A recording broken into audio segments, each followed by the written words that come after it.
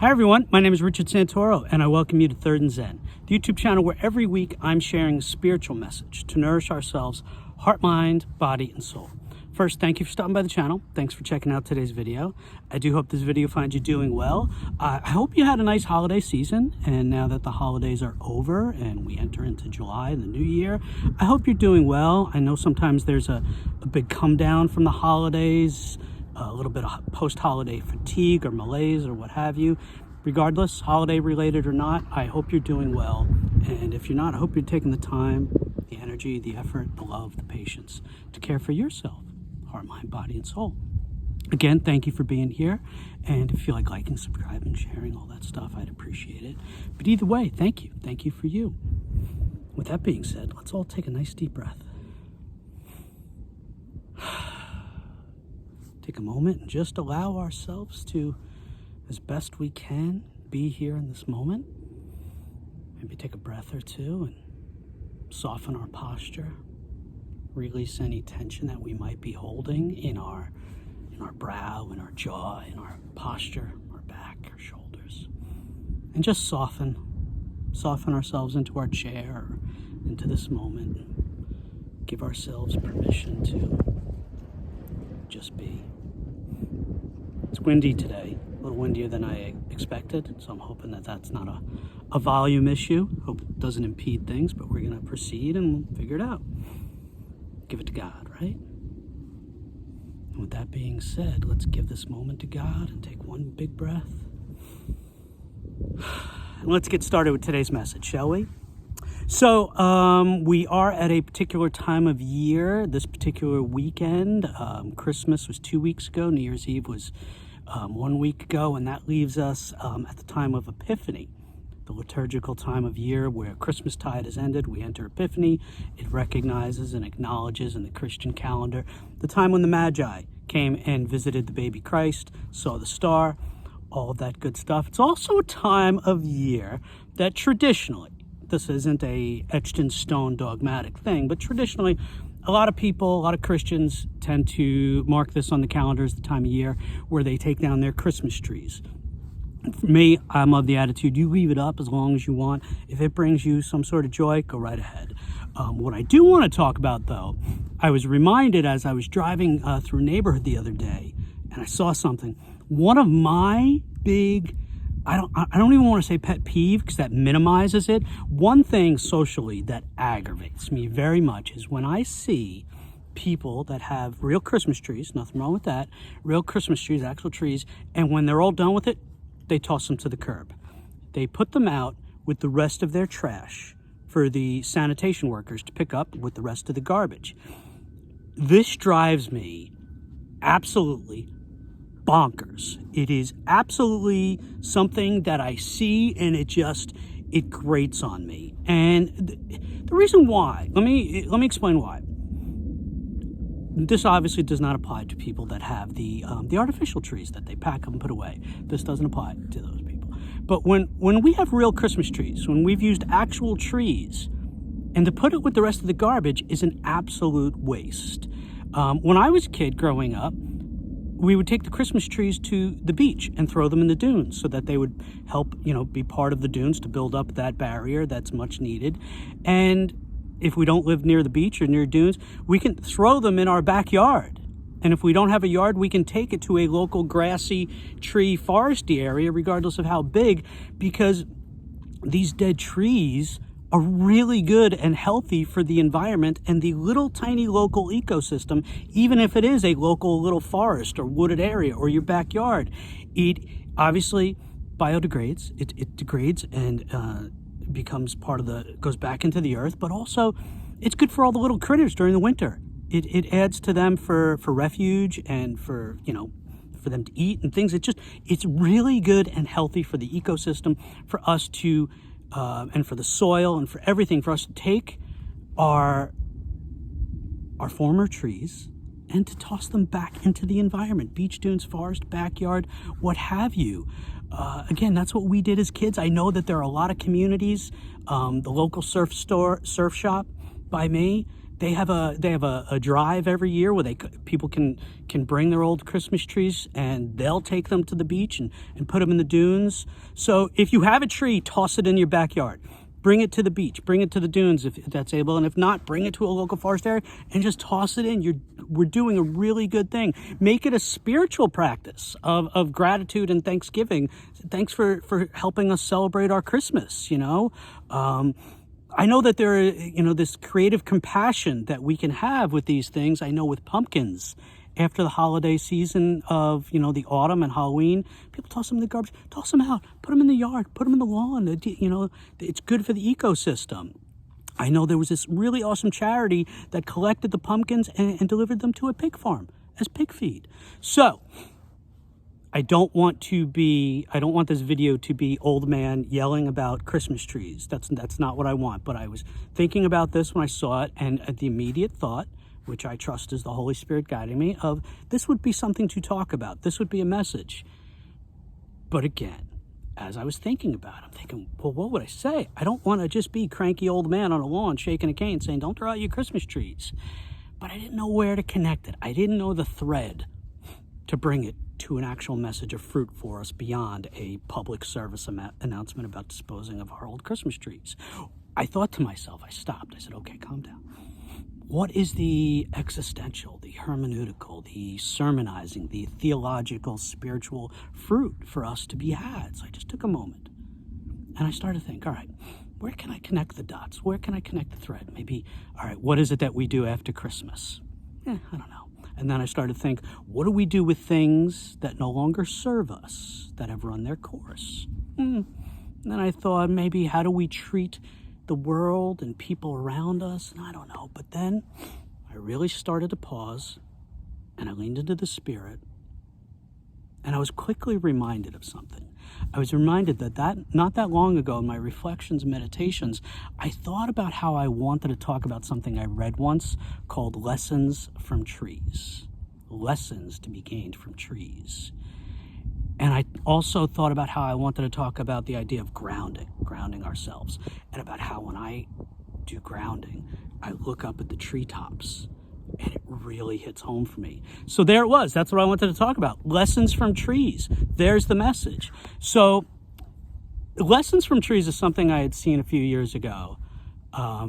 It's the idea of, and I've referred to this before in the past, of looking at nature, looking at things like we can look at the grass, we can look at the shore, we can look at water, the beach, clouds, sky, trees, and meditate and reflect on them. And what is it that we can learn from them? So I had a few resources. I had my own meditations, spirit-led reflections, and there are some resources online, and I'm going to share some of them. I'm not going to cite these references, but I do give a soulful thank you for those that have come up with some of these ideas. Some are mine, some are others, and thank you out there to those resources. These are the lessons that we can gain from trees as we glance at them, as we ponder, as we live among them. Some are more proverbial, nice, metaphorical, figurative, and some might go a little bit deeper. So these are the lessons that we can gain from trees. Stand tall and be proud. Go out on a limb. Reach for the sky. Getting a little more specific here, redwood trees and sequoias, which are so beautiful, they are so tall that they get their moisture not just from the ground, because it wouldn't serve the entire body of that tree to get it just from the ground. It's not enough. But they also get their moisture from the evaporated moisture in the air. And trees that happen to grow in the desert, where there's very little moisture, obviously, they will adapt and they will grow and be tougher and more drought tolerant. So the lesson there is that we can adapt to our surroundings. We can adapt to change. We can adapt to the challenges and struggles that are presented to us. Also, branch out. Cute little one, branch out. But also, at the same time, stay grounded. Remember your roots. Connect with your roots. Remember that roots in a tree are their strength. And maybe we can strengthen our foundation of our roots like a tree. A tree's strength is in its roots, not in its branches, but in the deep roots that are planted within the ground, also connecting with other trees and the world around it. So again, stay grounded. Maybe turn over a new leaf. How about bend before you break? Ever watch a tree, the way it sways, it bends, but it doesn't break? Also, enjoy your unique beauty. There's no one else in the world like you. You're a unique beauty, just like those trees. Enjoy your imperfections. No tree is perfect. Everyone is unique, and I wouldn't even want to say imperfect. But enjoy our non-standards. Keep growing. Pardon me. Always grow towards the light. Let your reach exceed your grasp. Be flexible in the wind.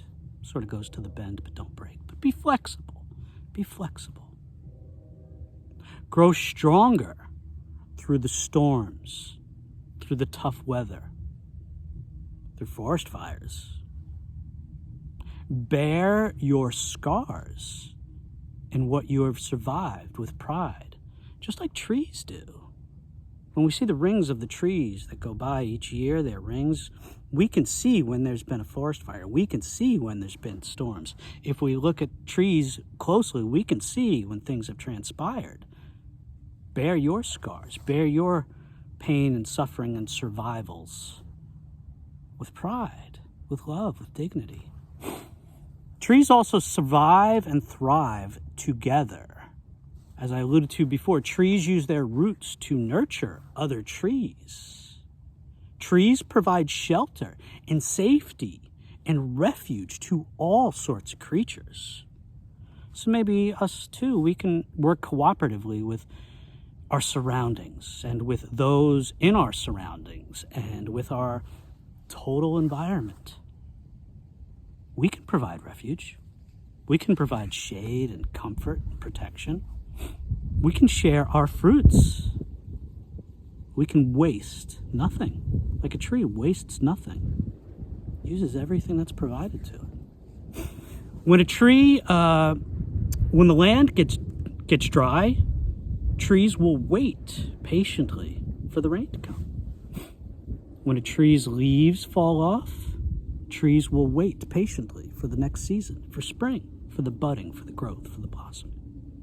So maybe we too can also not be in a hurry to grow, to get, to go, to be at the next thing.